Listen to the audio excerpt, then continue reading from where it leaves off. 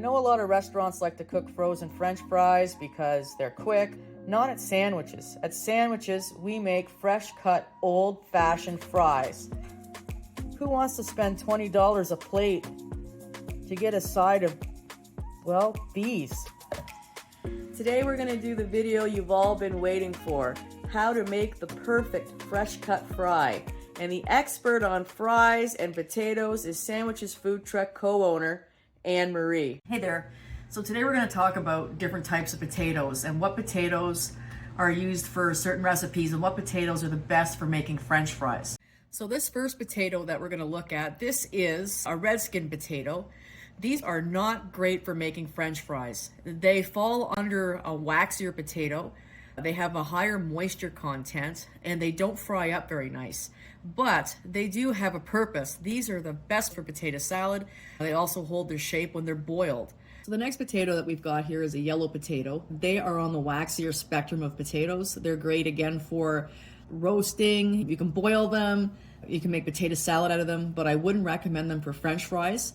Another thing, a yellow potato is not to be confused with a Yukon Gold. A Yukon Gold has a higher starch content and it's a pretty good utility potato that can be used for French fries, but we'll talk about that later. And this is your russet Burbank potato. These are the potatoes that I recommend for making French fries. For one thing, they've got a great shape. If you turn the potato up, there you go. You run that through your cutter, you'll get a nice, long, uniform French fry, and that's what you want when you do fresh cut French fries. It also has a low moisture content, and it's high in starch, which means that it'll be crispy on the outside, the skin will absorb the oil, and it'll still be fluffy on the inside. So these are the ones that we like to use for French fries. The season for russets, they start harvesting russets mid-September to late October, and then these potatoes go into storage for about 11 months. And then you have this ugly time, right around the end of July and August, which is right in the height of tourist season in our area. And you'll find that these potatoes have been stored for so long that a lot of them have been in the fridge and the starch will start to disappear in these potatoes. So whenever you go to a fry truck and you see these French fries and they look kind of old and greasy, everybody says, they got to change their oil. It might have nothing to do with the oil, and it might have everything to do with the fact that they have old russets. And one thing about an old russet with a high sugar content, it'll also destroy the oil in your deep fryers. So what happens in those months when I start getting a batch of old russets, I switch over to a white potato. And a white potato is a good utility potato. It has a high starch content, maybe not as high as the russet, but still good enough that I can get a crispy fry from it. And the other option is, of course, Yukon Golds. Yukon Golds may not be as crispy, but they're good enough that you can get a fairly decent fry out of it. And remember, don't use old russets. If you chip that French fry and you put it in the oil and it's dark in color and it's not crispy, you have to get rid of them. Because what are you saying to your customers? That you're okay with giving them old stock? No. You have to give them the best of the best. And that's why you're in business, and that's why you're at Chip Trucks. So Jessie and I are going to head into Owen Sound. We're going to pick up some potatoes, and then we're going to meet you back at the food truck.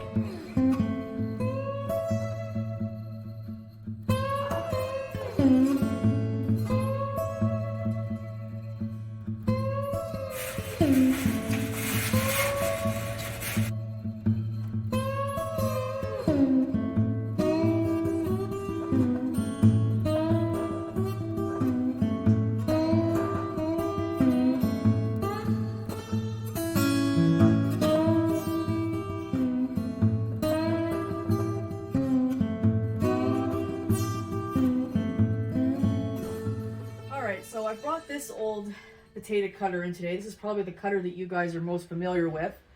We don't use this cutter anymore, but it does work. This is the Mach 1. This is the Mach 1, and this is how I used to make French fries. And this is what most Chip Trucks have. I have really bad arthritis though, and I have a hard time finding help, so I had to do something different.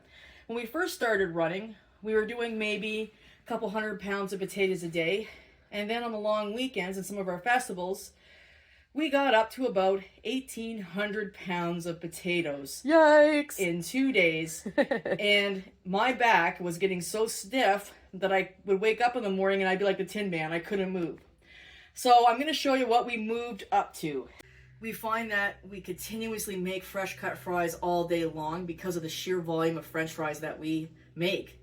So I had to figure out something fast in order to keep up, because I found that when we were at events, we kept running out of French fries and we'd have to shut down, and then we were losing sales. So we ended up buying this, the Fry Factory. Our nickname for it is the T3000. So I'll show you how it works. And built in PEI, by the way. This is built in Prince Edward Island. So potato, you slide the potato in the top. Comes out at the bottom. And there we are. So the next thing we're going to do is we've got the potatoes in some nice cold water, and we're going to give them a bit of a rinse off.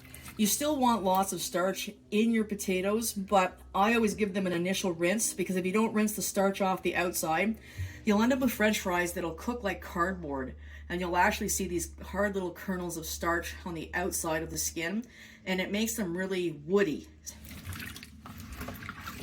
The next thing we're going to do, I'm going to transfer them to a wire rack, and we're going to let them drain thoroughly. You don't want any water on the French fries. Any excess water in your fryer oil will break down your oil.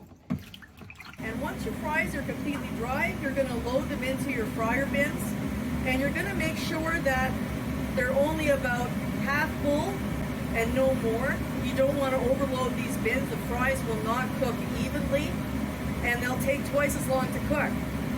You're going to turn the temperature to 160 degrees Celsius. That's the blanching temp. That's our blanching temperature.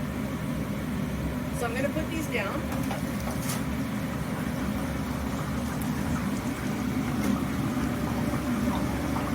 And we're going to cook these until they're just starting to get golden brown.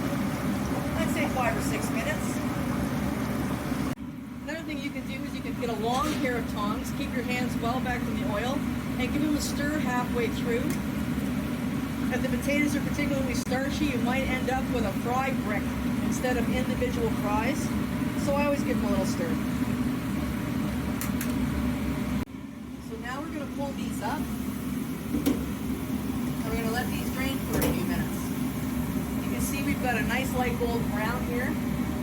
And they've got a bit of a crunchy texture on the outside. And they're nice and firm. So we're going to let these just drain, let the oil drain off of them. And then we're going to put our temperature up 5, and we're going to cook these again. Alright, so I cranked the temperature up to 180, 185. These have sat for about 10 minutes, and they've gotten the room temperature. I'm going to drop these again. We're going to fry them golden brown.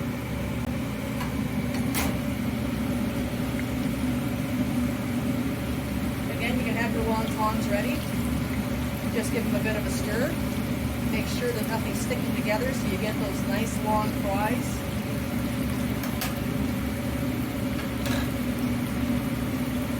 And now we wait.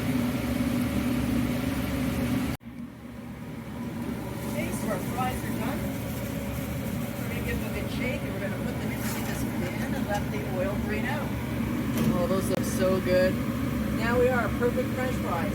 Fried perfection. You know what I think? I think we should make a poutine. It's been a long winter. Let's make a poutine. Yeah.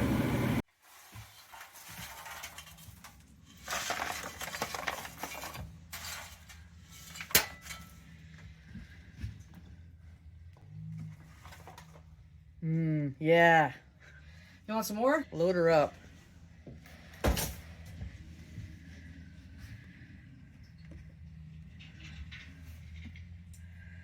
Oh, that looks good. Now, if you don't want to go through all of this work to make French fries like this, you can always just come on out to the Sandwiches food truck and let us do it for you. Oh, now look at that poutine. I need a fork. Oh, so good.